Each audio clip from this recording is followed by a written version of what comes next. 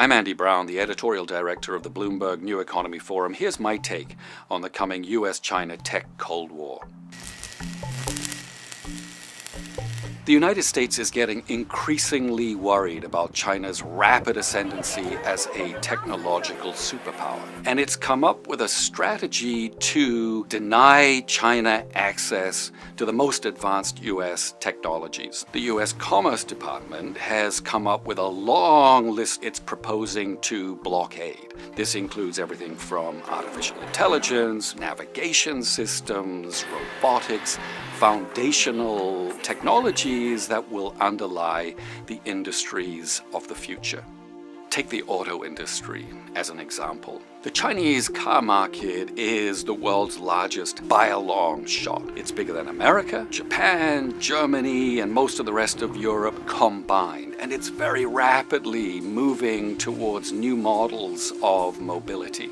A future that will be dominated by electric cars, battery-operated vehicles, autonomous to a greater or lesser extent, connected to the internet, basically smartphones on wheels.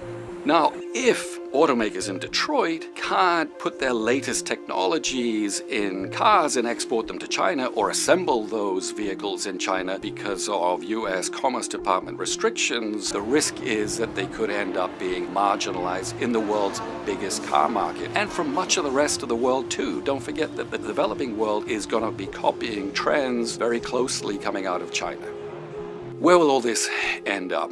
Well, first of all, the Chinese government must shoulder a good deal of the responsibility for igniting and fueling this tech Cold War by forcing U.S. companies to hand over technology in exchange for market access through outright theft of intellectual property, and by banning U.S. tech companies from critical Chinese infrastructure. Having said that, the biggest mistake that the U.S. could make would be to launch an open-ended tech Cold War against China that it has no realistic hope of winning, which would create a huge amount of damage along the way, hurting the U.S. economy as much, if not more, than China's.